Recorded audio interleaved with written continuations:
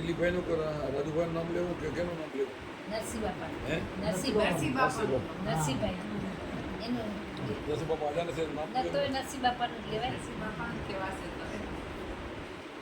એટલે આજે સુરત મુકામે આપણે નરસિંહ બાપાને ઘરે આવ્યા છીએ અને આપણે થોડો સત્સંગ બોલાવો એમને આપીએ. સત્સંગ એટલે સત્યનો સંગ કરો અને સત્સંગ કરો, સત્યનો સંગ. આપણે બોલીને તો વાણી કહેવાય. બોલો તો બધે સત્સંગ કરો, આ તો વાણી વિલાસ કરો. સત્યનો સંગ કરવો એ સત્સંગ કરો. નિત્ય સત્ય સ્નાતો સત્ય. આપણને આગળ કોણ લઈ જાય? સત્ય લઈ જાય. સત્યમેવ જયતે કહીએ ને, વિજય કોનો? સત્યનો જોયો.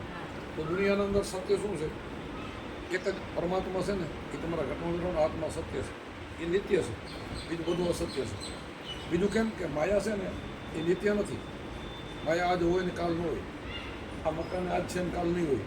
પ્રોપર્ટી હોય ને કાલ ન હોય. આ દેહ પણ કાલ નહીં હોય. તો આત્મા છે ને એ અખંડ છે. આત્માનો નાશ નથી થતો. આ તમારો નંબર બધાનો આત્મા રહ્યો ને, આ દેહમાંથી ખાલી નીકળી જાય છે, મરતો નથી. મરે છે એટલે દેહ. અને તકલીફ મનને છે. કેને છે? મનને. આ બધી પીડા મનને છે.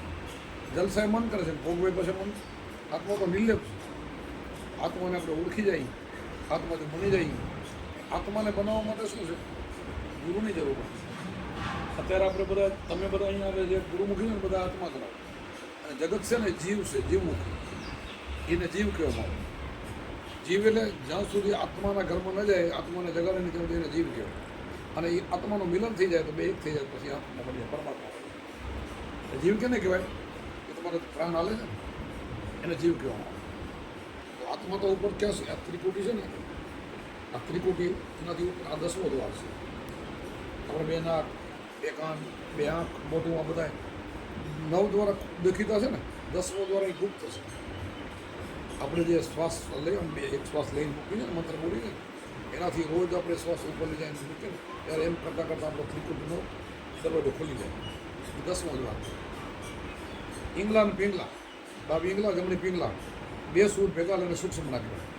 ડાવો સૂર હાલેથી શરીરમાં ઠંડક થાય, જમણો સૂર હાલેથી ગરમી થાય. બે સૂર સરખા લઈને સૂક્ષ્મ નાખ્યો. સૂક્ષ્મનામાં તમે શ્વાસને ઉપર લ્યો અને ક્યારે તમારું તારું ખોલી જાય એ ઉપર તમે ગગન મંડળમાં સિદ્ધ આત્મા કને પહોંચી જાય.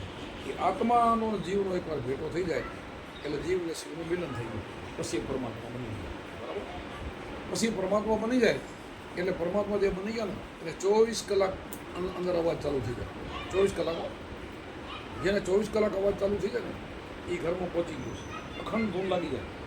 તમે કાંઈ કામ કરતો હોય તો જેનો જેનો અવાજ ચાલુ રહેતો રાતે દિવસે અખંડ. અને અખંડ કહેવામાં તમારે અખંડ વાગે છે. આ બધાને અખંડ વાગે છે. અને ક્યારેક વાગે ને ક્યારેક ના વાગે ને ત્યાં સુધી મહેનત આપણે કરી જવાનું. અને અખંડના ઘરમાં તમે જાતે રહો. એ સત્ય છે, એ આત્મા છે. એને ઓળખ કરવા માટે આપણે સત્સંગ કરીએ. એટલે આ ત્રિકુટીનું તાળું ખોલી જાય, ઉપર શ્વાસ જાય અને એકવાર દર્શન થઈ જાય પછી આ સુર શિખર કર કહેવાય. આ સુરતા આપણી જે આ મંત્ર જોડે આપણે સુરતા જોડે શબ્દમાં છે ને, મંત્ર બોલી એ શબ્દ કહેવાય. અને હું મેં ઠેરાવી, મન ઠેરાવી ને એ સુરતા કહેવાય.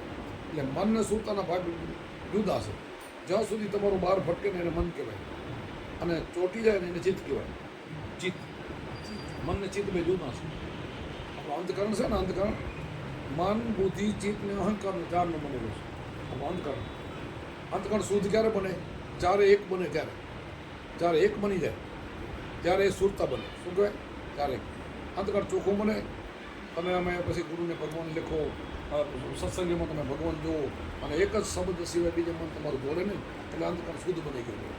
શુદ્ધ બની જાય એટલે તમને બધે જ્યાં જુઓ ત્યાં પરમાત્મા દેખાય. અમારે ઉંબારામાં એક ભજન ગાયું છે કે નસો નામનો હાચો, ચડ્યો ન ઉતરે પાછો. જ્યાં જુઓ ત્યારે દૂજો નથી સતગુરુનો વાસો. બહાર ભીતર સબગટ વસે એ વચન છે સાચું. નસો નામનો હાચો, ચડ્યો ન ઉતરે પાછો. એટલે નસો નામનો કયો? આજે મંત્ર બોલો એનો. આ નામનો નસો હાચો, એ ચડ્યો ન ઉતરે પાછો.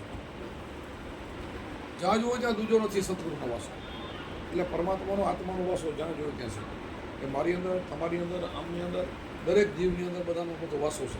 બહાર ને ભીતર તમે જે શ્વાસ લ્યો છો ને એ હવા બહારથી ખેંચો પછી બહાર મૂકો છો. બહાર નીકળે ને બહાર ઉપર જાય એમાં રમી રહ્યો છે ને એટલે બહાર જાય ને ભીતરે જાય તો બહાર ભીતર સદગુણનો વાસો બધે છે, આત્માનો વાસો બધે જ છે.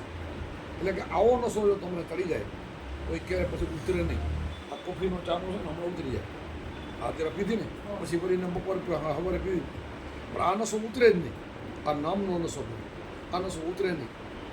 બહાર ભીતર સબગટ વસે એ વચન સો સાચો, આઠે પોને રાત દિવસ જેને રામથી ભરોસો સાચો, પ્રેમ વિરાગે જેના ચિત્તને ચડી અખંડ ઘરમાં વાસો. અખંડ એટલે તમારો આત્મા છે, અખંડ છે, એ ઘરમાં તમારો વાસ થઈ જાય, પછી એમાંથી ઉતરે નહીં નીચો, એ ઘરમાં વાસો થઈ જાય તો તમારી મુક્તિ થઈ જાય, મોક્ષ થઈ જાય. આવો નશો ચડી જવો નહીં. આજે શ્વાસોશ્વાસનું ભજન કરતાં કરતાં આવો નશો લાગી જાય. પછી કીધું કુડિયા ન પીવે, કપટી ન પીવે, અજ્ઞાની ન ભાગે, વિષયોમાં જેને મન મોય અમૃત ક્યાંથી ચાકે. એટલે કુડિયા ને કપટી છે, જે માયાવી માણસ છે, જે વિષયોમાં જો રાતથી રમી રહ્યો છે, દરેક જાતના વિષયો ઘણી જાતના, એમાં જેનું મન લપટલ પીવું એ અમૃત એટલે આત્માનો સ્વાદ ન ચાલે છે. કુડિયાને કપટી ન પીએ, અજ્ઞાની અર્ગા ભાગે, એ અર્ગા ભાગે. વિષયોમાં જેને મન મોયા તો અમૃત ક્યાંથી ચાકે. પછી ત્રીજી કડીમાં કીધું મરજીવાએ નશો પીધો થઈ ગયું ગુલતન. મરજીવાએ નશો પીધો, મરજીવા એને કહેવાય કે ગુલતન થઈ આઠે બોર આનંદ મળે. એ આનાથી બહાર ન નીકળે. પછી જ્યાં બેઠા હો ને લક્ષ્ય, તમે દુકાનમાં બેઠા હો, ધંધો કરતા હો, ગ્રાહક આવે, એ બધું લે દે કરો તો તમારી શું આણમાં હોય. જે પહેલાંના સમયમાં તમને ખબર તો બેનું છે ને, આ બેનોને ખબર જ નહીં, પહેલાં નળકા નહોતા, કૂવાથી ખેંચતા દોર નથી પાણી. મેં જોયેલું છે, કૂવાથી ખેંચે, પછી માટલા ભરે, પછી 3-3 બેણા માથે ઉભા રહે, પછી રવાના થાય.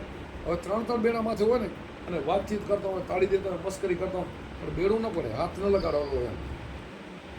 પણ એની સુરતા એમ હોય એટલે ન પડે, સુરતા ન હોય તો નીચું પડે. એમ આપણી સુરતા અહીં એવી લાગી જોઈએ. જેમ નટ દોરી ઉપર રમતો હોય, નટ દોરી ઉપર હાલતો હોય ને કેટલાય માણસ નીચે બેઠો હોય પણ કોઈના સામું ન જ હોય, એ એમાં નજર હોય. બીજા 1000 માણસ નીચે બેઠો હોય એની નજર એમાં ન હોય, એમાં દોરીમાં જ હોય. એમ આપણે ગમે તમે ધંધો કરતો લક્ષ્ય તમારો આત્મામાં હોય ને તો તમે માન સંત બની ગયા, ભગવાન બની ગયા. મુજબ બુદ્ધ ને મહાવીર ને બધા બન્યા ને, જે બન્યા ને એ આવો બની ગયા. પછી તમે ધંધો 4 ગણો કરો, ડબલ કરો, ગમે એટલો કરો ને, એ ધંધો કરતાં કરતાં તમારો લક્ષ્ય અમારે એવા તમે બની ગયા. એટલે આ મિશન છે ને ભૂલવું, શ્વાસ ચાલે છે ને બધાને બધા નજર એમાં રાખો.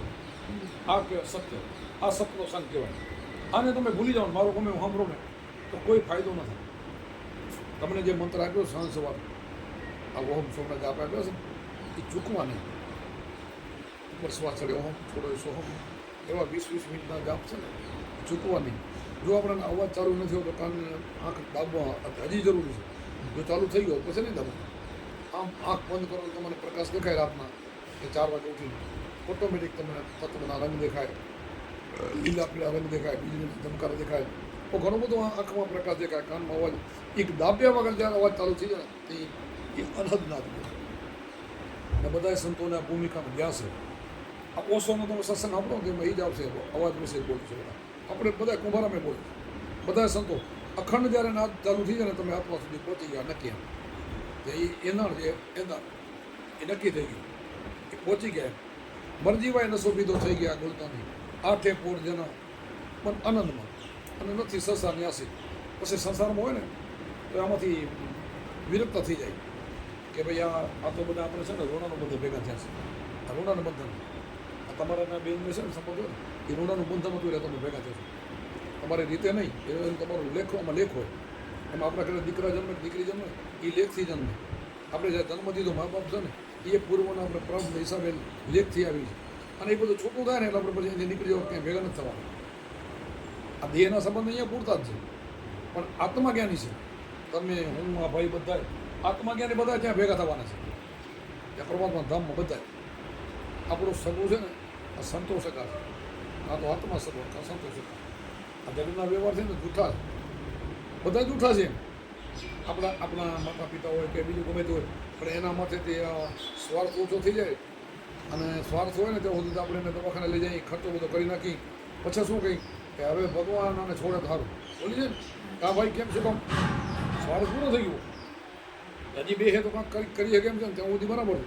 એટલે આમ ભલે ઉપર સગો બોલે ને અંદરથી એમ છે કે હવે બાપા જતા રહે તો સારું. સાચો ખોટો છે ને? તો આ સ્વાર્થની બાજી છે. આ બધી જગતના વ્યવહાર સ્વાર્થી છે. અને સાચું છે આ છે, આને કરી લ્યો. અને સાચું છે ને આત્મા તમારો સાચો છે ને એ મિત્ર કહો તો ભલે, પરમાત્મા કહો